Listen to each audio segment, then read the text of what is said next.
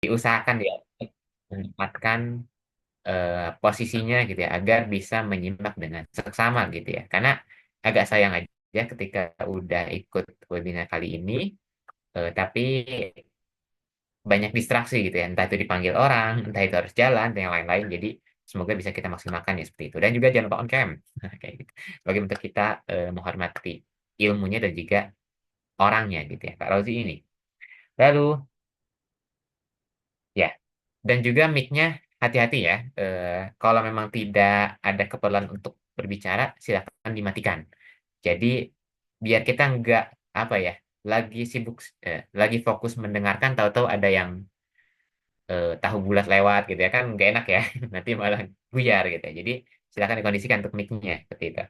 Lalu virtual background-nya buat yang nggak ada kendala apa-apa, silakan dipakai gitu ya. Ini sebagai bentuk menghargai desainer kita gitu ya sudah membuat file ini. Jadi mari kita gunakan ya biar apik gitu ya backgroundnya dan tidak kelihatan bocor apapun yang ada di belakang kita seperti itu. Lalu bagaimana sih caranya ketika nanti mau nanya? Yaitu silakan gunakan raise hand, eh, bukan raise hand angkat tangan langsung ya, tapi gunakan tombol raise hand dan on mic setelah dipersilakan oleh saya. Nah, jadi jangan tiba-tiba raise hand, on mic langsung ngomong enggak ya, tapi raise hand dulu, nanti saya persilakan, silakan dikenalkan diri dan asalnya. Nah, tapi kalau yang belum bisa on mic, aku ulang, silakan tanyakan secara tertulis melalui kolom chat seperti itu. Ya, itu aja ya. Nanti akan saya coba drop juga ya di chat biar tidak hilang. Tapi ini semoga bisa menjadi apa ya notes kita biar kita lebih kondusif dan lebih maksimal dan seperti itu. Oke, dari Kak Rozi, apakah sudah aman untuk action? Oke, sudah, Kak. Oke, untuk selanjutnya pada Kak Rozi, saya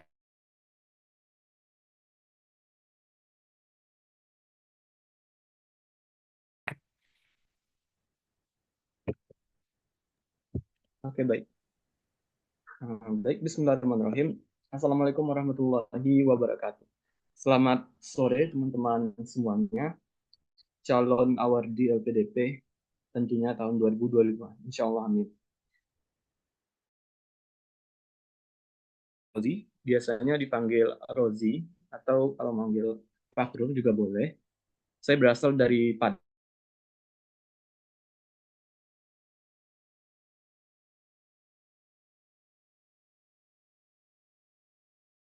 dua ribu sembilan belas dan lulusnya tahun 2023. Jadi pas 4 tahun, Alhamdulillah, di Universitas Negeri Padang. Lalu setelah itu saya langsung daftar LPDP bulan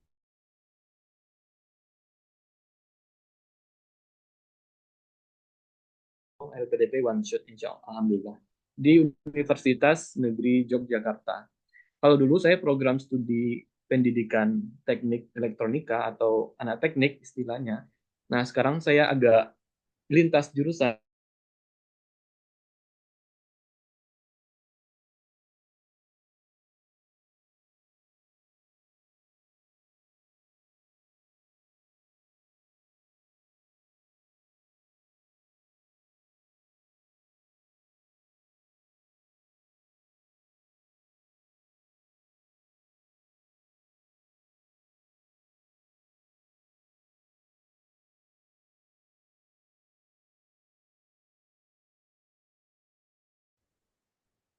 Oke, oke, boleh di-share lagi atau saya share sendiri, share screen sendiri aja kali ya.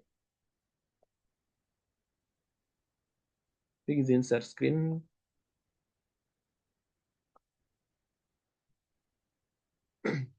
apakah share screen-nya terlihat? oke sudah terlihat. Oke.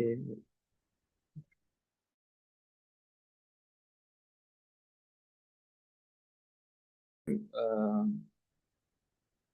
Pada kesempatan kali ini saya akan menjelaskan apa langkah-langkah dalam membuat esai atau membuat personal question atau CV ketika kita mendaftar LPDP pertama kalinya.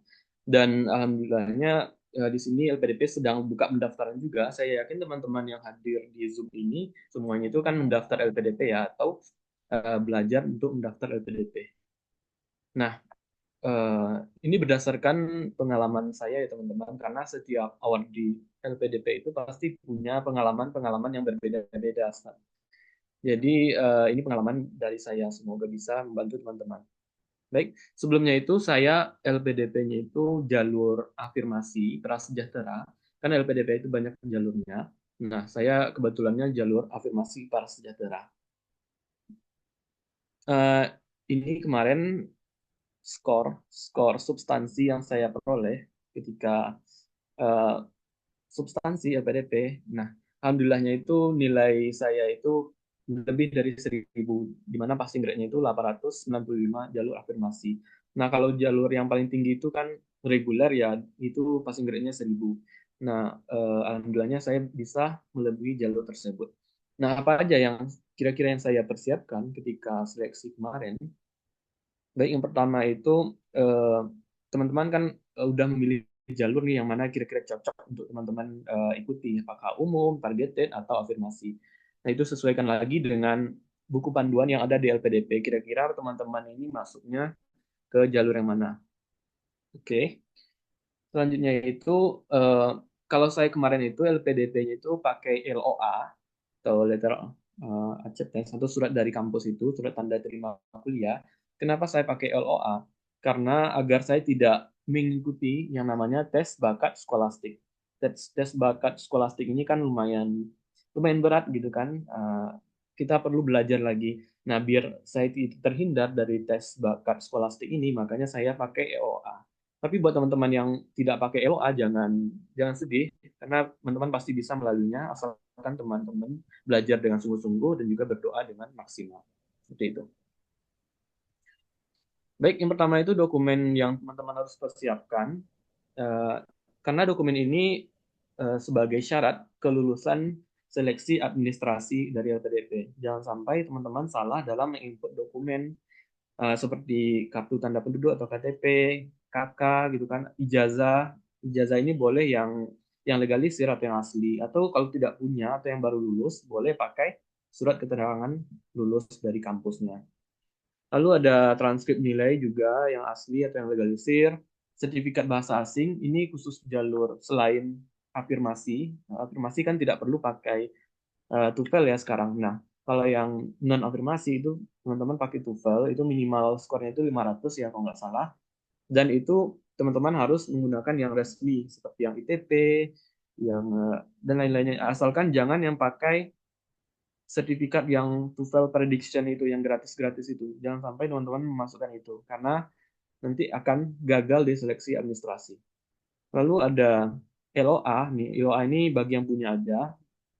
Lalu ada surat keterangan penerima pendaftar pertama di keluarganya yang pertama kali sarjana dan juga pertama kali mengejar gelar magister. Nah, ini jika teman-teman belum punya template suratnya, nanti bisa saya share ke panitia kalau teman-teman membutuhkannya. Lalu ada surat rekomendasi dari tokoh masyarakat atau administrasi. Surat rekomendasi ini kalau teman-teman fresh graduate itu bisa minta ke dosen pembimbing sebelumnya, dosen pembimbing skripsi atau dosen yang dekat atau kenal dengan teman-teman. Kalau saya kemarin itu surat rekomendasinya ini saya minta dua, satu kepada dosen pembimbing akademik, dan satu lagi kepada ketua jurusan. Jadi dua surat saya gabungkan. Kebetulan kemarin itu surat rekomendasi saya yang offline formulir di mana bisa diketik pakai laptop, lalu bisa juga ditulis tangan. Kebetulan kemarin saya ketik, saya print kan, minta tanda tangan dosen yang basah. Nah, karena dosennya dua, jadi saya gabungkan dua surat rekomendasi itu menjadi satu file PDF. Kenapa dua? Karena agar tujuannya itu lebih meyakinkan LPDP-nya gitu, karena rekomendasi kita lebih kuat, tidak hanya satu saja. Nah, setelah itu baru di submit atau di-upload ke tempat penguploadannya. Terus rekomendasi. Tapi seandainya teman-teman sudah bekerja atau udah pernah bekerja sebelumnya setelah lulus kan, mungkin udah bekerja setahun, 2 tahun gitu kan. Nah, itu bisa minta ke ininya keatasan kerjanya atau tokoh masyarakatnya boleh juga seperti ke Pak Lurah atau ke pimpinan perusahaannya dan lain sebagainya seperti itu. Jadi tidak tidak harus ke dosen saja. Intinya mintanya itu kepada orang yang kenal dan dekat dengan kita. Kenapa harus kenal dan dekat dengan kita? Karena seandainya dia tidak kenal dengan kita, bagaimana caranya dia menuliskan di surat itu apa yang akan dituliskannya, apa yang dia ketahui tentang kita, seperti itu. Jadi walaupun teman-teman mintanya ke rektor, misalnya kan, ke rektor atau ke gubernur misalnya kan, nah kalau dia tidak kenal dengan kita, itu sulit juga gitu kan, dan itu tidak ada penilaiannya. Yang penting surat rekomendasi, seperti itu. Lalu ada juga surat pernyataan beasiswa pendidikan Indonesia ini nanti otomatis setelah teman-teman submit pendaftaran LPDP, nah itu akan muncul surat pernyataan beasiswa pendidikan Indonesia ini dari LPDP. Lalu surat pernyataan kerahasiaan wawancara ini ketika teman-teman setelah selesai seleksi substansi atau seleksi wawancara. Nah, ini akan ada suratnya nanti yang perlu teman-teman simpan. Nah, berikutnya selanjutnya itu ada profil diri, di mana profil diri ini menurut saya itu sangat sangat sangat penting dan berpengaruh. Kenapa saya bilang gitu? Karena waktu saya wawancara kemarin LPDP substansi itu selama 1 jam, nah itu mereka membahas ke profil diri. Jadi esai yang saya submit itu tidak ada dibaca. Kenapa? Karena waktu itu profil diri saya ini lumayan banyak saya tulis di sini di profil diri, sehingga mereka itu tidak cukup banyak waktu untuk membaca esai karena udah kehabisan waktu dengan mengklarifikasi profil diri yang saya tulis. Nah, waktu itu iya. Jadi waktu itu saya buat kalau riwayat pendidikan ini eh, buat aja kemarin dan jenjangnya kalau teman-teman baru lulus gitu kan tahun berapa, lulus tahun berapa bidang studinya sesuai yang diminta. Lalu riwayat pekerjaan ini bagi teman-teman yang udah bekerja. Kalau teman-teman fresh graduate atau baru lulus itu dikosongkan saja. Kalau pengalaman organisasi ini sebaiknya teman-teman jangan eh, maksudnya gini, kalau teman-teman di kampus dulu banyak mengikuti organisasi, mungkin lebih dari satu atau dua. Nah, sebaiknya jangan dituliskan semua kalau organisasi tersebut tidak relevan atau tidak sesuai eh, dengan alasan teman-teman mendaftar LPDP atau kontribusi yang teman-teman lakukan atau melanjutkan studi. Nah, kemarin itu kan saya di kampus itu lumayan banyak ikut organisasi seperti keilmiahan, forum mahasiswa Islam, badan eksekutif mahasiswa gitu kan, dan banyak lagi. Dan juga saya ikut kayak volunteer gitu, pengabdian. Nah, tapi tidak saya tuliskan semuanya. Kenapa? Karena tidak semuanya itu relate atau relevan dengan apa yang akan kita lakukan nantinya setelah studi atau ketika menempuh studi. Nah, jadi pastikan organisasi yang teman-teman ikuti itu relevan. Oke. Lalu prestasi. Nah, kalau prestasi ini boleh teman-teman cantumkan apa aja. Yang penting prestasi. Tidak harus juara satu, nasional, internasional tidak harus. Yang penting prestasi dan memberikan kebermanfaatan. Dan tidak harus semasa kuliah, semasa SMA juga boleh kalau ada. Seperti itu. Karena ini juga mendukung nantinya ketika substansi. Kenapa? Karena waktu wawancara itu saya banyak ditanya tentang prestasi ini. Misalnya kamu pernah juara satu lomba esai misalnya. Nah ini kamu buat apa? Kenapa kamu bisa juara? Penyelenggaranya siapa? Di mana? Tahun berapa? Gitu. Pokoknya ditanya satu-satu. Dan bahasa ini yang tadi itu sertifikat TOEFL yang resmi. Lalu berikutnya ada pengalaman pelatihan atau workshop. Ini kalau ada silakan ditulis dan harus relevan. Jangan yang tidak sesuai dengan urgensi melanjutkan studi kita. Lalu ada pengalaman riset. Nah, pengalaman riset ini kayak pernah buat riset apa aja selama S1 dulu, boleh dituliskan di sini.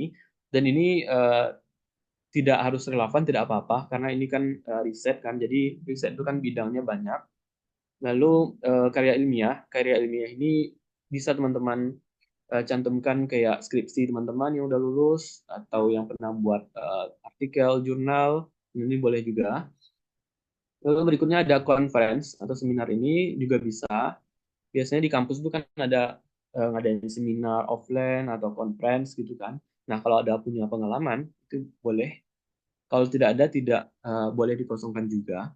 Kalau penghargaan ini, apa beda penghargaan dengan ini apa tadi, prestasi yang di atas ini? Kalau prestasi itu kan sesuatu yang misalnya juara ini, juara satu, misalnya kita terpilih sebagai duta, misalnya duta duta kampus, misalnya itu kan adalah penghargaan. Atau kita terpilih sebagai wisudawan terbaik, itu penghargaan. Jadi bedakan antara prestasi dan juga penghargaan. Oke. Nah, lalu ada pemberi rekomendasi. Kalau pemberi rekomendasi ini yang tadi saya bilang bisa dosen atau tokoh masyarakat. Oke, selanjutnya itu. Nah, ketika teman-teman sudah mengumpulkan atau mengisi profil diri sesuai dengan yang diminta, nah berikutnya itu ada personal question atau pertanyaan-pertanyaan yang kemungkinan pertanyaan ini juga akan muncul ketika seleksi substansi nanti atau seleksi wawancara. Apa aja pertanyaannya? Yang pertama itu kelebihan, kekurangan, atau kelebihan dan juga kekurangan ini, sebaiknya kelebihan dan kekurangan ini sama banyak atau kelebihan itu lebih banyak dari kekurangan. Lalu ada pengalaman membanggakan, yang kurang membanggakan, hal terakhir kesalahan, tugas ruang lingkup, dan pembeda dari peserta lainnya. Tipsnya itu teman-teman seperti ini. Nah, pertama terkait dengan kelebihan dan kekurangan. Nah, kalau kelebihan, ditanya kelebihan dan kekurangan, itu teman-teman harus lihat dulu diri teman ini lebih positif. Usahakan tidak mencantumkan kelebihan itu lebih banyak dibandingkan dengan kekurangan. Maksudnya eh, jangan mencantumkan kekurangan lebih banyak dari kelebihan. Atau sebaiknya itu seimbang. Kalau misalnya kelebihannya 3, itu kekurangannya juga 3.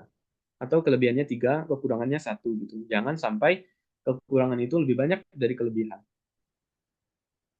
Dan sesuaikan juga dengan apa yang ingin ditonjolkan atau korelasikan dengan isian yang lainnya, isian sebelumnya itu. Di esai juga harus disesuaikan juga.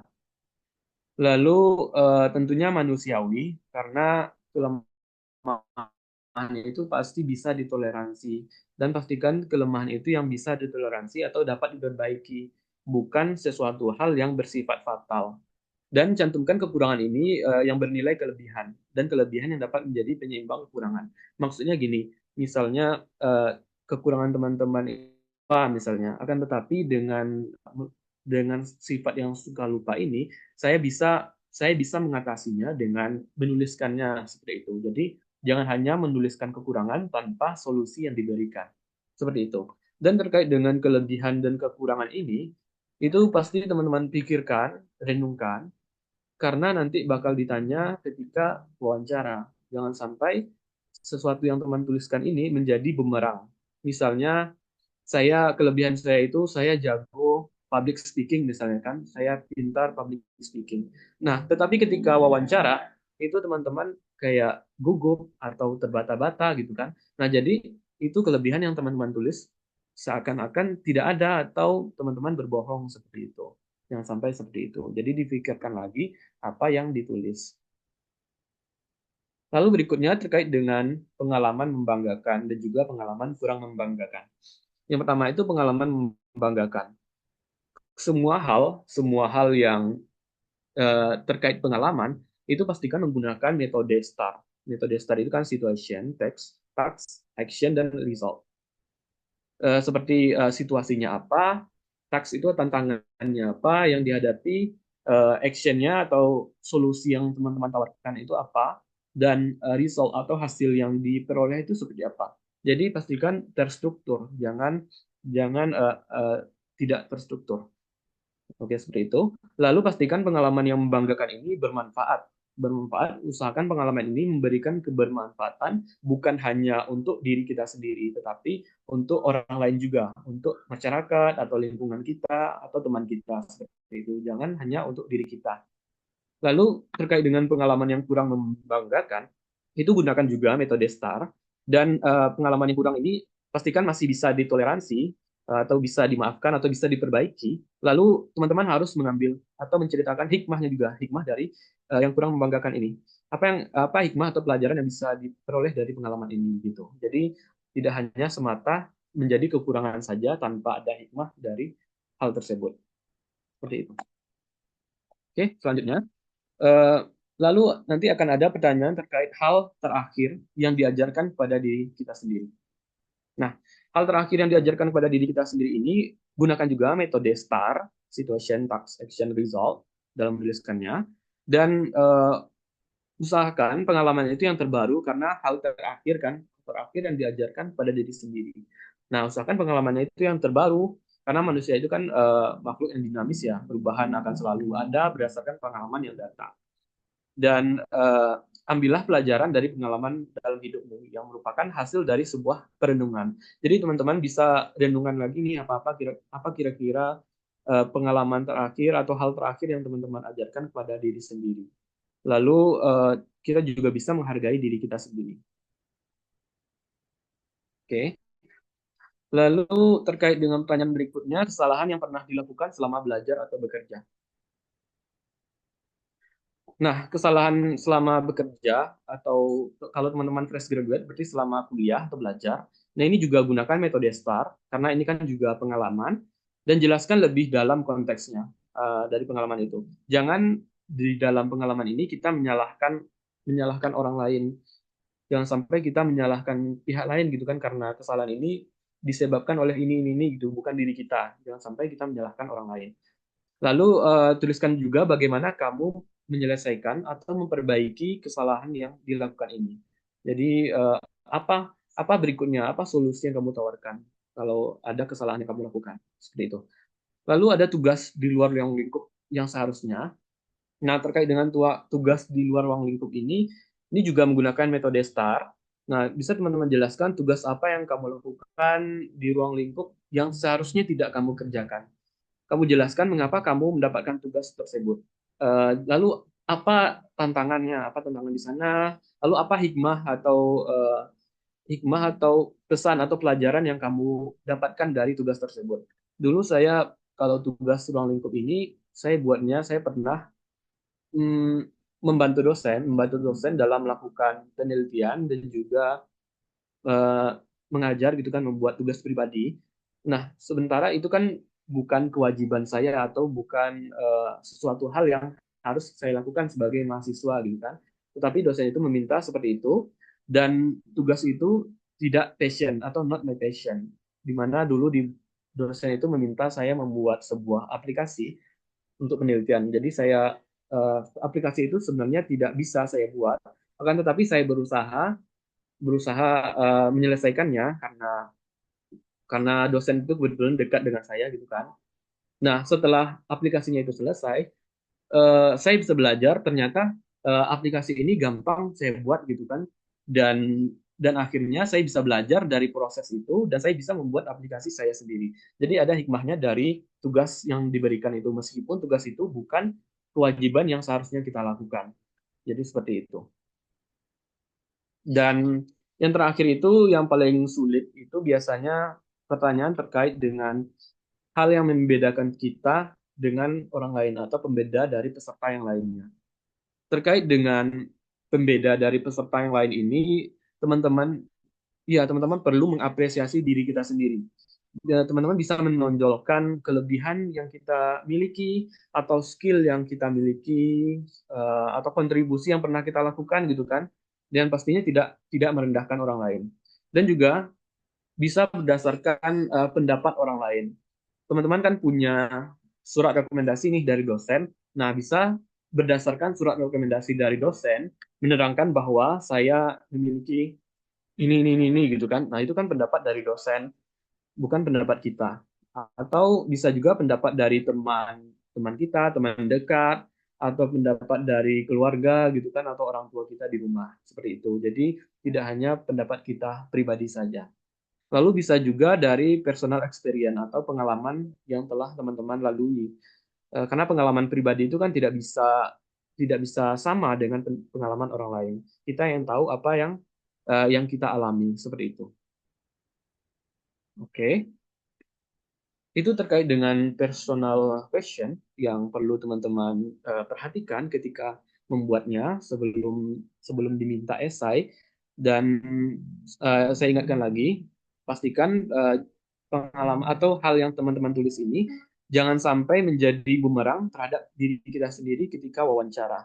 Karena pas wawancara itu akan di-clarify satu-satu, kenapa gini, kenapa gitu, gitu kan. Misalnya terkait dengan kelebihan kekurangan, kenapa kamu punya kelebihan seperti itu. Kelebihan saya misalnya membaca, ditanya nanti, emang apa aja artikel yang kamu baca, buku seberapa banyak buku yang kamu baca gitu kan. Nah, itu akan ditanya satu-satu seperti itu. Jadi pastikan jangan sampai menjadi bumerang buat diri kita sendiri.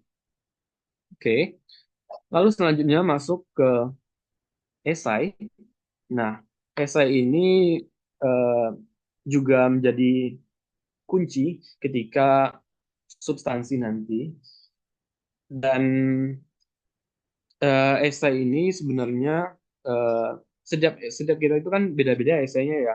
Dan seandainya teman-teman lolos tahap administrasi, itu kan mengumpulkan esai dan lain sebagainya. Itu bukan berarti esai teman-teman itu bagus atau esainya itu udah yang terbaik nih gitu kan. Buktinya lolos di tahap satu administrasi. Bukan seperti itu. Karena kalau di tahap administrasi itu asalkan kita mengumpulkan dokumennya itu benar dan lengkap, nah itu pasti akan lulus gitu. Jadi esai teman-teman itu tidak menentukan apakah itu bagus kalau hanya lulus tahap administrasi. Nah, oke seperti itu. Lalu di dalam esai itu teman-teman eh, find your why. Perhatikan beberapa hal berikut ini. Yang pertama itu teman-teman harus cari tahu dulu siapa kamu atau aku ini siapa gitu kan. Cari dulu, tahu dulu apa tujuanmu, apa tujuan kamu ke depannya, apa yang telah kamu lakukan sebelumnya waktu S1, kamu ngapain aja. Lalu, apa usaha yang sudah kamu lakukan atau kamu hasilkan, namun ini masih kurang gitu kan. Nah, lalu apa hal yang mendesak yang perlu diselesaikan saat ini? Mengapa harus kamu yang menjadi award di LPDP? Mengapa harus kamu yang menyelesaikan permasalahan yang mendesak itu? Lalu mengapa harus lanjut studi sekarang? Kenapa harus melanjutkan studi? Kenapa tidak bekerja aja? Itu, pikirkan lagi. Lalu bagaimana kamu akan melakukannya? Seandainya kamu lanjut studi, bagaimana atau apa yang akan kamu lakukan nantinya? Lalu apakah bermanfaat untuk umat?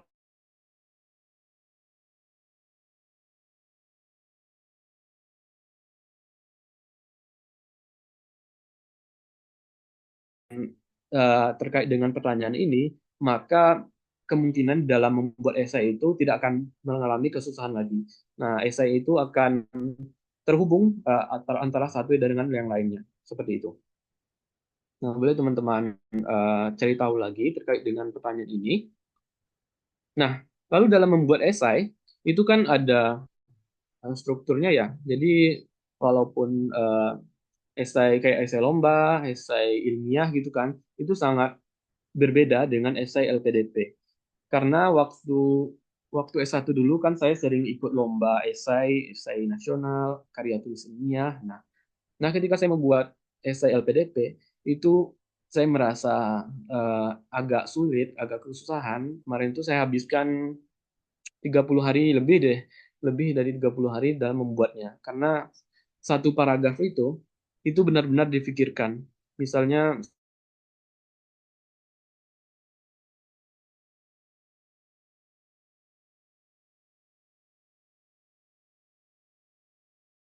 nanti ketika wawancara. Nanti kalau saya buat ini pertanyaan yang keluar itu apa ya nanti. Jadi sejauh itu pemikirannya, tidak hanya sekedar menulisnya aja. Jadi harus dipikirkan lagi ke depannya. Nanti jangan sampai kalimat yang kita tulis itu jadi bumerang.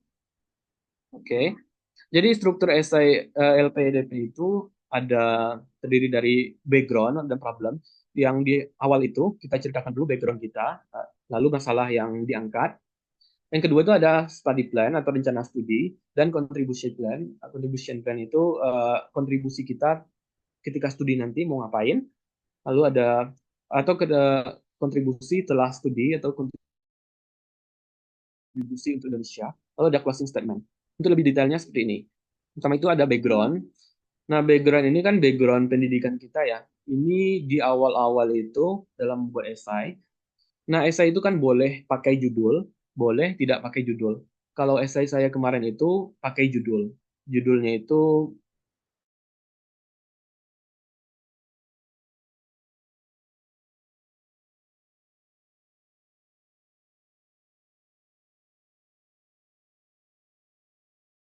judul itu tidak apa-apa. Lalu yang pertama itu di bagian awal itu kan ada hook point. Nah, hook point ini pastikan hook pointnya itu menarik. Ketika pertama kali dibaca esai teman-teman itu dengan adanya hook point, nah itu memancing memancing panelis untuk membacanya lebih lanjut atau penasaran gitu. Nah, seandainya teman-teman tidak ada hook point atau sesuatu yang menarik di awal menulis esai, nah itu akan membosankan gitu kan ribuan yang daftar LPDP kalau esainya itu biasa-biasa aja itu akan membosankan sekali seperti itu. Jadi tidak tertarik untuk dibaca oleh penulis. Lalu ada bukti bahwa ini titik balik dari diri kita atau kita memperdalamkan sebuah isu yang akan diangkat dan jangan terlalu panjang. Cukup 2 sampai 3 paragraf saja. Terus seandainya teman-teman itu fresh graduate, tuliskan pengalaman organisasi atau pengalaman kuliah yang relevan dengan isu atau skill penunjang. Sebaiknya itu sebutkan juga actionnya apa yang dilakukan. Misalnya di waktu S1 dulu, teman-teman ikut organisasi, nah ceritakan pengalaman organisasinya. Dan pastikan organisasi itu relevan. Atau yang punya banyak prestasi kan ikut lomba, nah ceritakan itu juga boleh. Karena itu sebagai background kita waktu S1.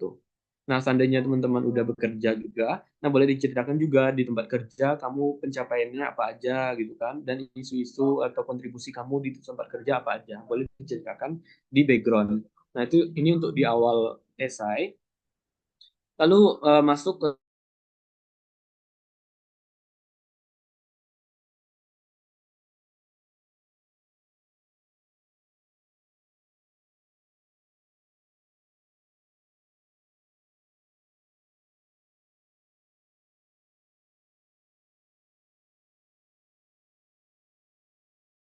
ada datanya, baik diambil dari artikel, referensi, atau dari berita-berita juga boleh.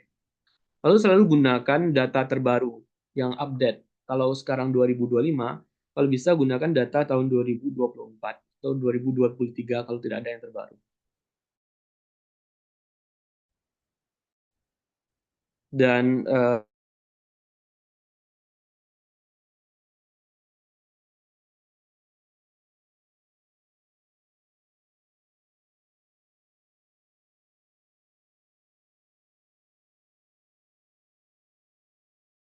plan. Nah, study plan ini yaitu di UGM misalnya. Nah, jelaskan kenapa harus memilih kampus itu. Kenapa harus memilih jurusan itu? Apa alasannya gitu kan? Kenapa jurusan itu? Kenapa prodi itu? Lalu bisa juga mata kuliah yang ditawarkan dan boleh dijelaskan di esai, tetapi tidak sebaiknya tidak semua mata kuliah, hanya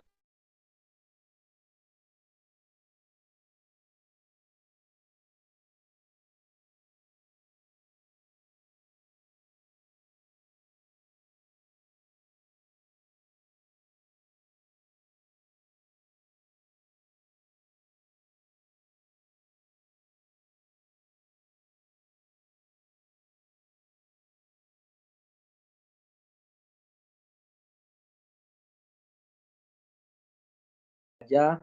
Misalnya kalau background kita itu pengen teknik kan, nah pastikan dosen itu sesuai risetnya dengan riset yang kita lakukan nanti ketika mulai menyusun tesis seperti itu. Jangan sampai asal-asal dalam memilih dosen pembimbing nantinya.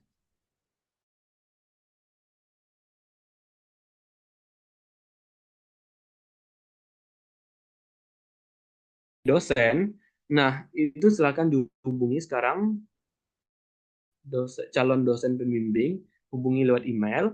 Seandainya tidak dibalas, itu tidak apa-apa. Setidaknya kita telah berusaha menghubungi beliau seperti itu. Ini salah satu bentuk kesungguhan kita di dalam daftar LPDP. Lalu berikutnya ada kontribusi, kan step by step seperti tangga, misalnya jadi saya pengen jadi dosen, jangka menengahnya saya pengen uh, mengimplementasikan sebuah teknologi gitu kan ke sebuah komunitas, atau jangka panjangnya saya ingin mengimplementasikannya ke sekolah gitu kan. Nah, itu jelaskan secara rinci jangka pendek mau ngapain, jangka menengah mau ngapain, dan jangka panjang mau ngapain. Seperti itu. Jadi jelas, terukur, dan spesifik. Nah, spesifik ini seandainya ini berhasil, apa yang harapan kita punya untuk Indonesia. Nah, itu dengan terkait dengan kontribusi di dalam esai. Lalu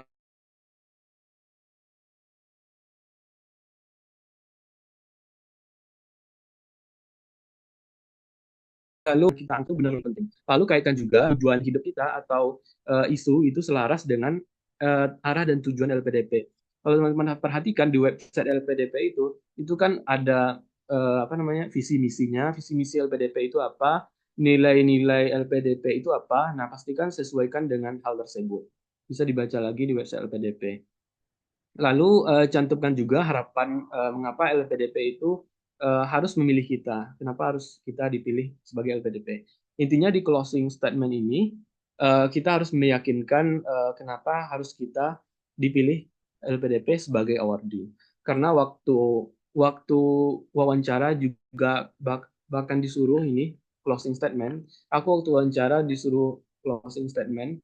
Nah, di closing statement ini benar-benar sebaiknya kita itu memberikan sesuatu yang benar-benar bisa diingat sama panelis. Jadi dengan closing statement ini benar-benar berkesan seperti itu secara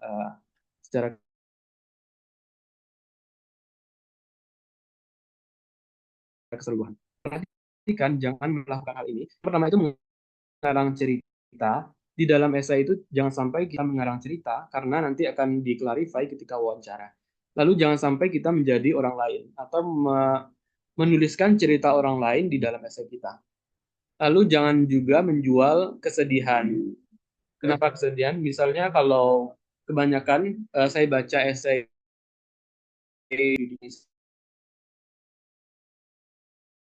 itu kebanyakannya banyak menjual kesedihan di dalam esai gitu. Jadi jangan sampai menjual kesedihan atau menjual cerita sedih terlalu berlebihan.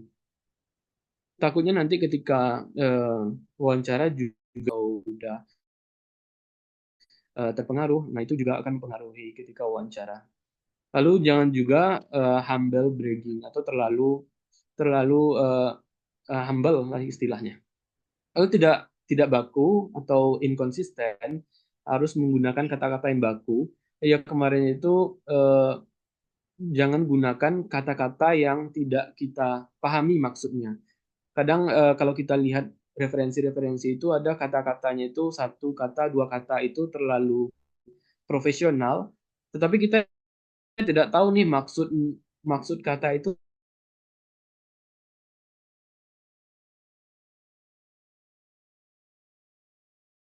sampai dan sesuaikan dengan baik dan benar.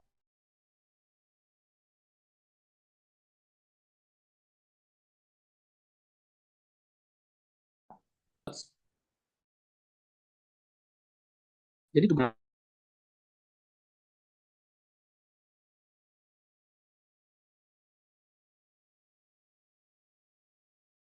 dari BHMK. Serius, alasan dari Allahi wabarakatuh. Waalaikumsalam warahmatullahi wabarakatuh. Siap. Oke, Alhamdulillah. Makasih ya Kak Zia sudah menyampaikan untuk tips bagaimana membuat ya sebuah aplikasi atau pendaftaran LPDP yang stand out ya, yang menarik dan bisa dipilih oleh selektornya seperti itu. Dan juga jamnya sangat tepat sekali ya, karena sampai jam 5 gitu ya. Pas banget. Oke, sebelum kita masuk ke sesi tanya jawab, saya akan ingatkan lagi untuk caranya kita menyampaikan pertanyaan gitu ya, atau bertanya. Ya, yang pertama, untuk yang bisa dan diusahakan bisa untuk on mic langsung, silakan raise hand dulu, lalu sampaikan ini dari umum, namanya dulu, sorry, namanya dari umum atau menti dan juga asal dari mana. Lalu baru silakan menyampaikan pertanyaannya secara ringkas ya, tidak bertele-tele. Seperti itu. Atau yang kedua, kalau belum bisa unik, silahkan lewat chat. Nah, melalui kolom chat. Formatnya sama ya, namanya siapa, dari menti atau dari umum, dan juga pertanyaan seperti apa yang ringkas, seperti itu. Oke, disilakan bagi semuanya nih, yang sudah on mic, sorry, yang sudah on cam maupun yang belum on cam, silakan bagi yang ingin bertanya, lebih menggali lebih dalam lagi terkait per LPDP-an, ini disilakan. Oh ya, dan juga untuk termin pertama kita sediakan 3 penanya dulu ya, baik yang on mic maupun yang chat. Kita utamakan on mic dulu.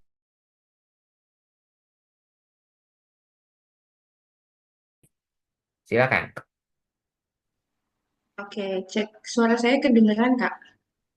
Siap, sudah terdengar. Oke.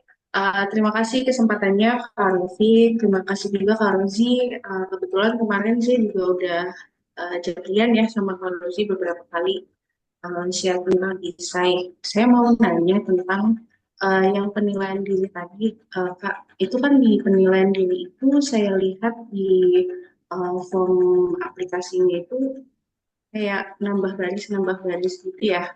Dan tadi Kak Rozi menyarankan untuk gunakan metode STAR gitu. Berarti apakah gambarannya nanti misalnya garis pertama itu di bagian situationnya seperti apa, terus nanti yang kedua nanti nya seperti apa, begitu selanjutnya atau seperti apa. Nah, saya tuh akhirnya cek lagi nih, ada beberapa yang sudah saya isi tapi belum menggunakan metode STAR gitu. Berarti nanti saya perlu sesuaikan lagi nih dengan metode STAR. Apakah seperti itu tadi ya uh, tanya saya. Terus yang kedua, kemarin saya juga udah sempat beberapa kali ya chatbot ke Farozi untuk proofread esai dan sepertinya ada beberapa poin-poin yang uh, kalimatnya mungkin perlu saya lebih pendekkan gitu ya biar apa namanya mencakup tadi poin-poin yang uh, disampaikan sama Kak Rozi dan tadi itu yang apa kita perlu mempertimbangkan arah arah Indonesia emas itu. Nah itu tuh sepertinya sih juga belum memasukkan itu ke dalam esai saya. Nah, apakah itu berarti nanti perlu penyesuaian lagi ya untuk mungkin kalimatnya eh, lebih di kayak lebih disimpelkan, lebih pendek gitu karena kemarin yang terakhir itu saya sudah sampai 1.900-an. Terus eh, sama terakhir saya mau nanya juga yang terbaru itu kan rekomendasi itu online ya. Eh,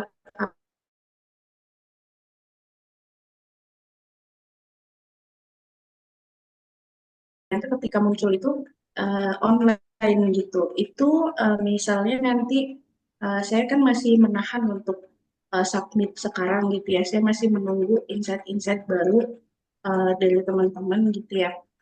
Misalnya nanti kita submitnya itu mendekati deadline misalnya ya.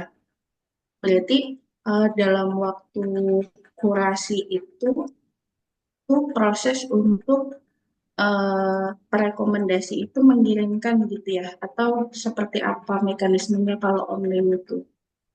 Terima kasih Kak. Oke, siap. Terima kasih ya untuk Kak Lili ya. Ternyata diborong ya pertanyaannya langsung 3 gitu ya. Saya coba ulang lagi ya. Yang pertama, pertanyaan yang tentang di bagian penilaian diri, kan tadi Kak Rosi itu menyarankan pakai metode STAR ya. Itu bagaimana penulisannya? Apakah benar-benar spesifik kan nih?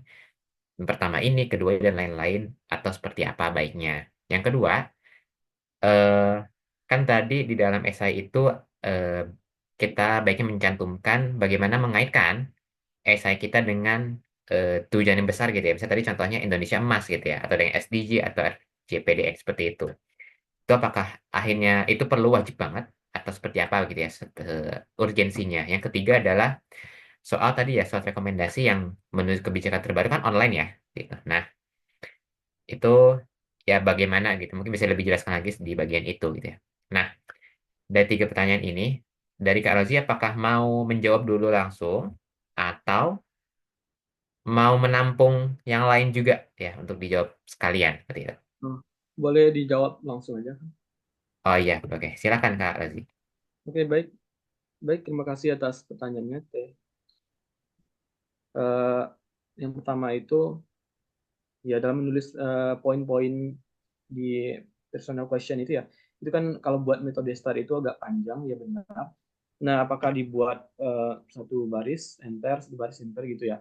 Nah, sebaiknya itu tidak seperti itu, karena ada batas batas katanya itu ketika kita membuat di website LPDP itu yang di tempat yang disediakan, itu nggak salah maksimalnya itu 300 kata mungkin ya, kalau nggak salah.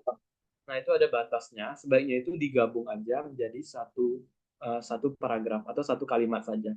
Jadi tidak harus secara detail, tetapi uh, intinya saja. Misalnya permasalahannya ini, lalu solusi yang kita atau tantangannya apa, solusinya apa, dan hasilnya apa, seperti itu. Jadi bisa digabung menjadi satu kalimat saja, satu paragraf saja. 250 kata nggak apa-apa, segitu aja normalnya. Lalu pertanyaan kedua, terkait dengan SDGs di esainya Teh Nur Indah, itu kan belum belum ada ya SDGs. Kemarin itu saya sempat mau komen itu juga. Tetapi secara tidak langsung, tehnya itu kan mengangkat masalah pendidikan ya. Kalau pendidikan itu kan SDGs poin nomor 4 ya kalau nggak salah. Nah, itu kan secara tidak langsung masuk SDGs, walaupun tidak kita buat. Nah, tapi kalau dibuat juga tidak apa-apa. Itu bisa ditulis saja sedikit di bagian closing statement-nya di esai, bahwa permasalahan yang kita angkat itu benar-benar mendukung SDGs poin ke berapa, misalnya kalau pendidikan poin keempat yang nggak salah seperti itu. Jadi bisa kita tekankan aja di bagian closingnya. Kalau seandainya di bagian eh, permasalahannya itu tidak muat lagi nih kata-kata atau udah mentok mendekati 2000 kata seperti itu. Jadi bisa sedikit aja tidak apa-apa. Lalu ya pertanyaan yang ketiga terkait dengan surat rekomendasi itu, kalau sekarang online saya baru tahu sih. Kalau dulu tuh boleh offline. Jadi kita print dulu, kita tulis tangan gitu. Kalau online itu mekanismenya eh, saya juga kurang riset juga. Mungkin seperti dikirim ke email ya, email dosen kita. Kalau seperti itu. Nah, kalau waktu saya daftar kampus, LOA, itu surat rekomendasinya juga online. Yaitu dari UNY-nya itu langsung kirim ke email dosen yang kita pilih. Nah, nanti dikirim ke email dosen itu kayak sebuah formulir. Nah, itu nanti diisi sama dosen yang kita kita pilih sebagai pemberi rekomendasi. Nah, jadi sifatnya itu lebih rahasia. Jadi kalau seandainya belum Teh Nur Indah belum dapat rekomendasi atau belum di ACC sama dosennya, itu bisa diingatkan aja dosennya atau bisa didiskusikan dulu kepada dosennya apa yang harus diisi di surat rekomendasi itu. Kalau bisa sih langsung temui aja dosennya biar tidak terjadi miskomunikasi. Seperti itu, Teh. Oke, siap. Sama-sama. Ya, makasih juga untuk jawabannya dan juga pertanyaannya ya seperti itu. Oke, silakan untuk yang pertanyaan kedua, silakan raise hand lagi dan tiga, dua, satu. Oke, cuma satu. Oke, siap. Kakak Cantika ya, silakan untuk mengenalkan diri, asal dan juga ya itu aja Mbak, ya, nama dan Baik, asal. suara saya kedengaran, Kak? Siap, sudah terdengar. Ya baik, perkenalkan saya Cantika Rizky Febiola, asal Padang. Di sini saya juga alumni Universitas Negeri Padang. Jadi saya ingin bertanya tentang penulisan esai, itu bagian, di sini saya ini kondisinya belum memiliki LOA ya, Kak. Jadi kan kita menyampaikan nanti jurusan dan universitas yang akan kita ambil. Nah, apabila saya memilih jurusan dengan rumpun ilmu berbeda, itu kira-kira jadi permasalahan nggak ya? Atau jadi bumerang nggak saat nanti kita melaksanakan wawancara? Mungkin sekian, Kak. Terima kasih. Oke, terima kasih Kak Cantika ya. Cukup simpel ya pertanyaannya ya. Jadi kalau mau linjur, gini ya, apakah berpengaruh besar ya dalam apply LPDP ini? Seperti itu. Baik, langsung saya jawab aja ya, Kang. Terkait dengan pertanyaan Kak Cantika, eh, apabila beda jurusan atau lintas jurusan, apakah itu berpengaruh? Sesuai dengan pengalaman saya ya, kebetulan saya sedikit, sedikit beda jurusan. Dulu kan teknik teknik elektronika di Padang, sekarang teknologi pembelajaran di UNY. Jadi sedikit berbeda. Nah, bagaimana cara meyakinkan uh, penulis atau pewawancara ketika kita wawancara?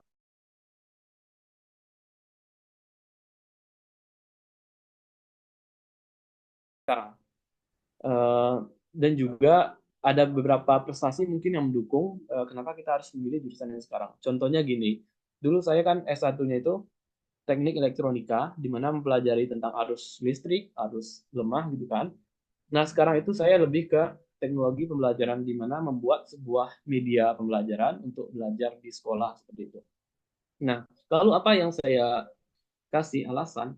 Nah, pertama, dulu waktu S1 itu saya sering ikut lomba karya tulis ilmiah. Di sana saya sering membuat aplikasi sebagai media pembelajaran dan itu alhamdulillah sering mendapat juara satu, juara dua, tingkat nasional berbagai macam jenis media yang saya buat. Lalu saya juga waktu membuat skripsi atau tugas akhir, itu saya membuat aplikasi juga, aplikasi untuk belajar arus listrik. Jadi ada hubungannya. Nah, seperti itu. Lalu saya kaitkan dengan permasalahan-permasalahan di pendidikan saat ini apa? Nah, akhirnya saya memutuskan untuk pindah ke prodi teknologi pembelajaran di UNY. Kenapa? Karena saya sudah meriset juga di kampus UNY itu ada dosen yang expert di bidang media pembelajaran dan beliau lulusan dari luar negeri juga. Dan kenapa saya memilih Linjur? Karena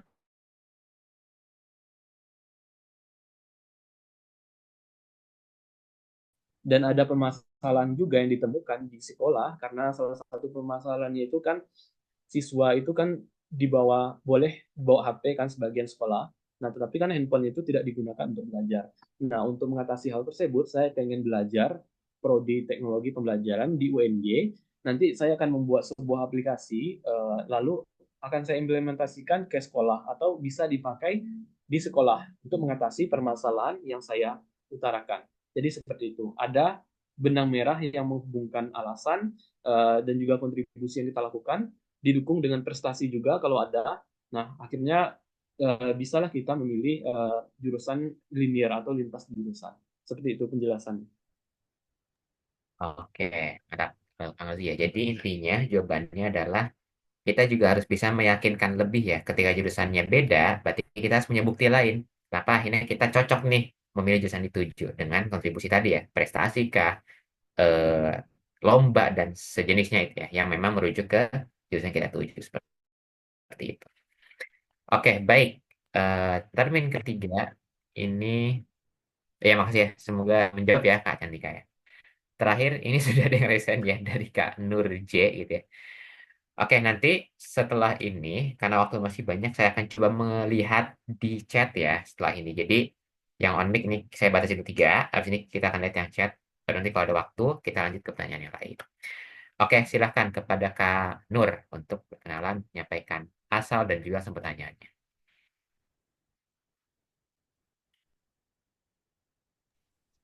Baik, Kak. Terima kasih banyak atas kesempatannya. Saya sebelumnya izin off cam karena tadi sempat terlempar berkali-kali. Takutnya kalau saya on cam sinyalnya nggak mendukung juga sama perangkatnya, Kak. Apa boleh ya? Ya, silakan langsung sampaikan. Oke, baik. Ya, sebelumnya saya mau bertanya, tapi ini bukan soal beasiswa itu sendiri, tapi soal jurusannya Kak narasumber. Karena ada di opsi kedua atau ketiga saya juga tertarik dengan Tekpen. Pertanyaan yang pertama itu kan tadi kakaknya membahas Tekpen itu lebih identik atau mengarah ke media-media aplikasi gitu kak ya. Apa Tekpen itu ada juga yang fokusnya concernnya di kurikulumnya kak?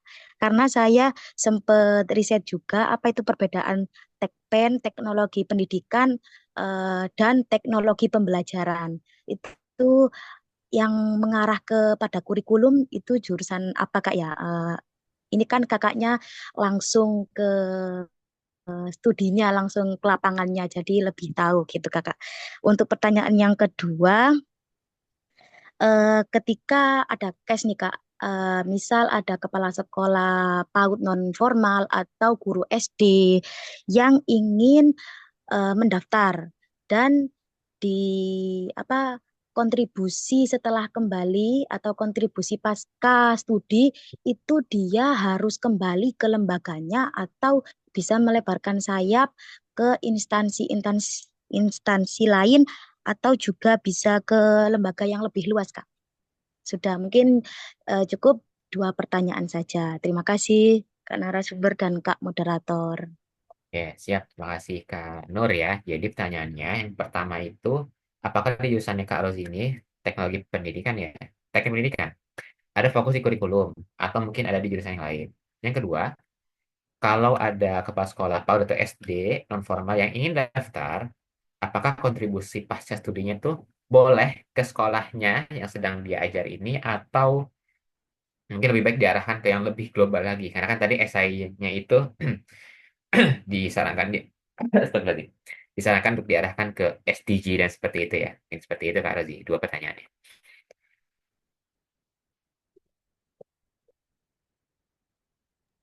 Oke, baik. Terima kasih atas pertanyaannya, Kak Nur dari Malang. Saya langsung jawab. Yang pertama itu, ya kebetulan eh, kita satu jurusan ya, satu prodi peminatan yang sama. Semoga kakaknya nanti bisa eh, diterima di jurusan ini. Dan terkait dengan seandainya kakaknya mengangkat permasalahan terkait kurikulum, kalau memilih jurusannya itu teknologi pembelajaran atau teknologi pendidikan, itu rasanya kurang kurang sesuai. Kenapa? Karena di dalam TP itu pembelajarannya itu eh, mata kuliah yang dipelajari itu tidak ada membahas tentang kurikulum. Nah, jadi perlu diperhatikan juga bagi teman-teman semuanya. Nah, perlu dilihat juga nanti kalau memilih jurusan, itu lihat juga mata kuliah yang akan dipelajari itu apa. Apakah ada yang sesuai dengan permasalahan yang kita angkat. Contohnya seperti kurikulum ini, di teknologi pembelajaran ini, teknologi pendidikan itu kami tidak ada belajar tentang kurikulum. Kalau seandainya ingin mengangkat permasalahan kurikulum dan ingin lanjut studi belajar tentang kurikulum, itu kalau nggak salah ada jurus khusus kurikulum gitu ya, kurikulum dan teknologi pendidikan kalau nggak salah. Ada juga evaluasi dan penelitian. Saya kurang mengetahui juga. Intinya, kalau permasalahan kurikulum itu lanjutnya ke teknologi pendidikan atau teknologi pembelajaran itu kurang kurang sesuai seperti itu Kak. Jadi perlu dicari lagi secara detail kira-kira kurikulum ini ada di kampus mana. Kalau nggak salah di kampus UPI itu ada. Dan teknologi pendidikan dan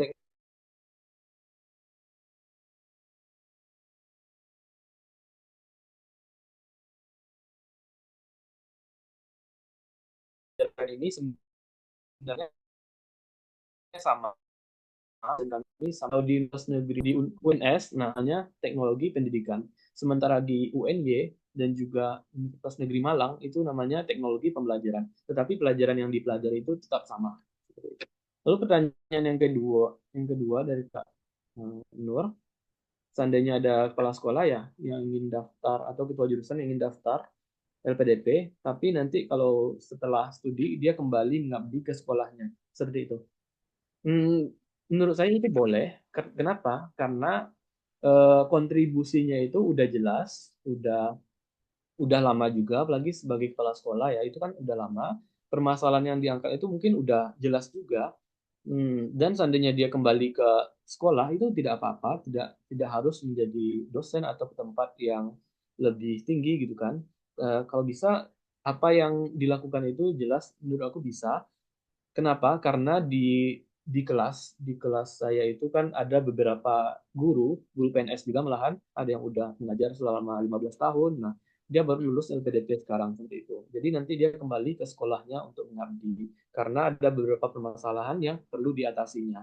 Dan eh, ini juga pastikan seandainya yang daftar itu kepala sekolah, pastikan alasan lanjut studinya itu harus jelas. Apa yang menjadi benang merahnya itu juga jelas. Dan juga pastikan kenapa memilih LPDP. Karena kalau guru itu kan ada namanya Beasiswa Pendidikan Indonesia atau BPI. Nah, kenapa tidak BPI? Kenapa harus LPDP? Jadi perlu jadi pertimbangan juga seperti itu. Semoga menjawab Kak Nur. Oke. Siap, makasih Kak Rozia. Dan juga ini kayaknya banyak yang jawab di chat juga ya, bahwa ada jurusan pengembangan kurikulum di UPI atau penelitian dan evaluasi pendidikan. Kalau fokus ke kurikulum, ya itu bisa jadi pilihan ya. Dan juga tadi untuk yang pertanyaan kedua, ya boleh ya intinya ya. Karena apalagi kalau yang udah di situ duluan tempatnya, tentu lebih jelas ya. Emang udah ketemu permasalahannya dan tentu lebih tepat guna sih seharusnya ya, seperti itu. Oke, ya terima kasih kembali untuk Kak Nur. Oke, sekarang kita coba melihat di chat ya, karena sudah ada beberapa juga. Ini sesi pertanyaan kita, insya Allah sampai jam setengah 6 ya, maksimal. Nah, ada pertanyaan. Yang pertama, bukan pertama ya, keempat ya. Assalamualaikum Kak. Waalaikumsalam warahmatullahi wabarakatuh. Sebelumnya terima kasih atas materi yang sangat insightful. Saya Berta dari Semarang, izin bertanya berkaitan dengan profil diri. Kalau misalkan di bagian pengalaman organisasi yang dijalani selama S1 tidak relevan, mungkin misal pilihannya pendidikan tapi organisasinya dakwah gitu misalnya. Apakah bagaimana cara kita mengakalinya? Maksudnya apakah masih bisa dipakai nih organisasi ini dengan dikaitkan dengan jurusan yang dipilih? Lalu terkait penghargaan juga, kalau belum punya penghargaan apa-apa, itu apakah wajib atau kondisional sesuai kita sekarang? Seperti itu. Oke, baik. Baik, terima kasih Kak atas pertanyaannya. Hmm, Kalau misalnya di bagian pengalaman organisasi, selama S1 itu tidak relevan dengan urgensi atau kontribusi yang dilakukan ya, atau pemilihan jurusan, atau tidak relevan dengan apa. Nah, kira-kira bisa diakali dengan bagaimana? Hmm, Kalau menurut saya, kalau seandainya tidak tidak nyambung benang merahnya itu antara yang kita lakukan, misalnya kita kontribusinya di bidang, misalnya di kampus waktu itu pergerakan ikut BEM misalnya, kita selama di kampus aktif organisasi itu, sering ikut demo misalnya kan. Nah, tetapi kita mau lanjut studi S2-nya itu di bidang ini mungkin ekonomi mungkin kan, atau apa ya, Islam atau teknik misalnya kan, agak jauh. Nah, apakah itu bisa diakali? Kalau bisa diakali, kenapa tidak? Kenapa tidak dicari apa kira-kira yang bisa menjadi benang merah penghubung antara kontribusi yang kita lakukan dengan alasan melanjutkan studi atau alasan apa yang kita lakukan nanti setelah kembali setelah menyelesaikan studi atau kembali ke Indonesia seperti itu. Nah, jadi harus relevan. Kenapa harus relevan? Karena nanti seandainya tidak relevan, tetapi kita mencoba untuk mengakalinya bagaimana nih agar dua hal yang berbeda ini bisa nyambung seperti itu kan ya. Nah, itu bakal ketahuan ketika wawancara atau seleksi substansi. Nah, karena kan ada psikolog juga ya. Jadi kalau kita agak sedikit berbohong atau kita menjelaskannya tidak sesuai dengan apa yang kita jalani, itu bakal kelihatan dan setidaknya gitu kita akan merasa gugup gitu dalam menjawab pertanyaan yang diajukan. Jadi seperti itu. Dan terkait penghargaan, jika belum memiliki penghargaan, apakah memang perlu ada atau kondisional saja? Jadi penghargaan ini boleh tidak ada. Karena LPDP ini kan lebih ke kontribusi. Karena kan dananya itu dari pajak rakyat dan nanti akan kembali kepada rakyat. Jadi dia ini lebih menekankan kontribusi yang kita lakukan selama selama kita di kampus atau selama kita sebelum mendaftar gitu kan, apa aja yang telah kita lakukan, dan itu manfaatnya bukan buat diri kita tetapi untuk masyarakat, masyarakat luas atau suatu komunitas gitu kan, dan lain sebagainya seperti itu. Beda kalau kita daftarnya itu beasiswa unggulan. Beasiswa unggulan itu kan memang prestasi yang diminta minimal ada satu prestasi tingkat nasional ya kalau nggak salah. Nah, kalau IPDP ini lebih ke kontribusi yang dilakukan. Seperti itu Kak. Jawabannya semoga semoga menjawab. Oke, siap. Nah, terima kasih Kang Rozi ya. Jadi untuk yang organisasi memang pe- perlu kita pastikan bisa ada benang merahnya ya. Kenapa akhirnya kita melampirkan ini sebagai sebuah penguat bahwa kita tuh cocok untuk masuk jurusan ini dan dibiayai LPDP. Karena kalau enggak bingung juga ya. Gitu. Yang Hmm. kedua, untuk yang penghargaan ini tidak wajib ya, karena yang lebih diutamakan adalah kontribusi ya. Karena dia adalah uang rakyat seperti itu. Jadi ya memang lebih inilah ya, lebih difokuskan untuk kontribusi ke masyarakat seperti itu ya Kak Berta. Semoga menjawab. Lalu kita lanjut ke pertanyaan selanjutnya ya. Nah, terus mana lagi nih? Dari Ayu Sekar underscore Film dari mana ya? Oh ini jawaban ya. Oke ini bukan pertanyaan sorry. Ada pertanyaan lagi. Nah, dari Anissa Riani. Assalamualaikum warahmatullahi wabarakatuh. Terima kasih atas pertanyaan atas materinya. Saya Anissa Riani dari Karawang. Pertanyaannya adalah mengenai profil diri pada esai pada bagian prestasi.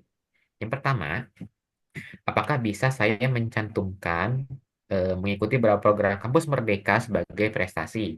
Kampus Merdeka ya, berarti ya, MSIB berarti. Yang kedua, pada bagian pengalaman, kebetulan saya sudah lulus sejak 2023 dan masih jadi asdos sekaligus translator sampai sekarang. Apakah asdos dan translator ini bisa saya cantumkan sebagai pengalaman bekerja? Oke. Oke, baik. Terima kasih Kak Anissa atas pertanyaannya. Yang pertama itu eh, MSIB ya, Kampus Merdeka selama 1 semester ya biasa ini. Nah, itu bisa, apakah ada penghargaannya di kampus Merdeka ini, misalnya juara satu paling aktif gitu, atau yang paling rajin, apakah ada? Kalau ada dapat juara gitu, itu masuk prestasi. Tetapi kalau seandainya dapat sertifikat, apresiasi atau penghargaan, nah itu berarti masuknya ke penghargaan.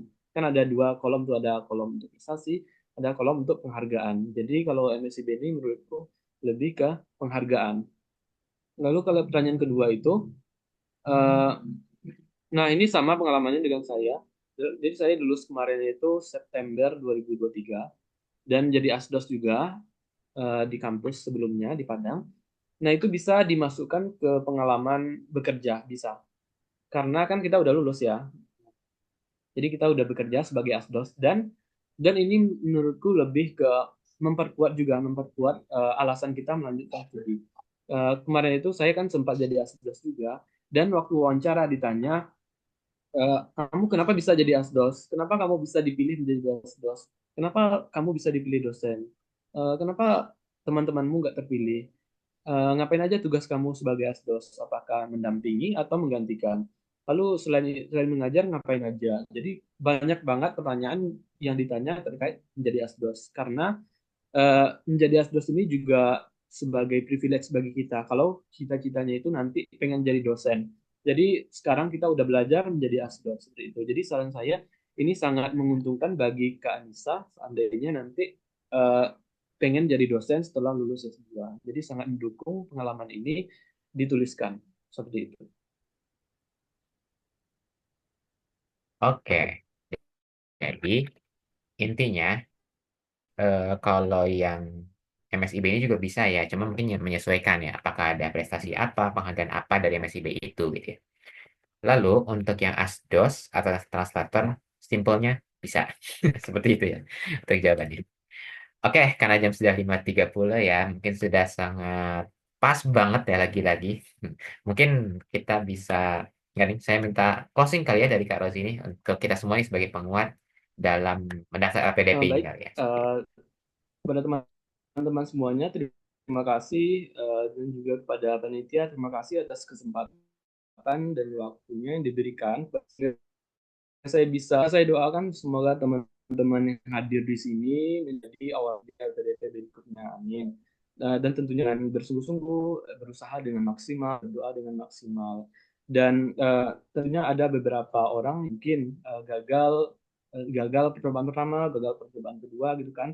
Nah, itu jangan sampai menjadikan alasan buat teman-teman berhenti berjuang karena kan kita tidak tahu rezeki itu datangnya kapan. Karena kan tidak harus sesuai dengan kapan yang kita inginkan karena sesuatu hal yang baik itu datang di waktu yang tepat, bukan datang di waktu yang cepat. Seandainya teman-teman sudah berusaha dengan maksimal tetapi gagal di LPDP batch 1 ini, jangan terlalu berlarut-larut. Bersedih tidak apa-apa, tapi jangan terlalu berlarut-larut. Dan pastikan teman-teman punya rencana cadangan atau plan cadangan. Seperti saya waktu itu, saya juga daftar beasiswa apa namanya BIB dulu, ada juga dari Telkom itu, Telkom, lalu ada BI ya, Beasiswa Unggulan ya, BU, lalu pernah juga daftar Turki Busleri itu kan beasiswa dari pemerintahan Turki lagi buka pendaftaran juga tanpa TOEFL juga. Lalu ada beasiswa dulu saya pernah daftar PTG juga dan kadarullahnya alhamdulillah pengumuman yang pertama itu LPDP dan lulus dalam 1 kali percobaan dan yang lainnya itu saya skip semua karena itu hanya sekedar plan cadangan. Jadi seperti itu. Jadi teman-teman jangan hanya punya satu rencana saja karena seperti itu. Jadi semoga teman-teman yang hadir pada di Zoom kali ini semoga bisa membantu dalam daftar LPDP. Seandainya teman-teman ingin bertanya atau diskusi lagi tentang esai, boleh DM saya di Instagram. Terima kasih. Wassalamualaikum warahmatullahi wabarakatuh. Waalaikumsalam warahmatullahi wabarakatuh. Alhamdulillah, amin ya. Ya, terima kasih atas penguatnya ya untuk kita semua. Dan juga tadi ya, diberikan bonus ya bagi yang masih ingin bertanya, silakan DM di Instagramnya apa tuh Kak? Ditanyakan. Nah, itu @frul underscore-nya 2 gitu. Atau 1 ya Kak itu underscore-nya. Dua 2 Kak. ya. Nah, itu sesuai yang tuliskan. Jadi silakan di DM, follow juga lebih baik ya kita. Dan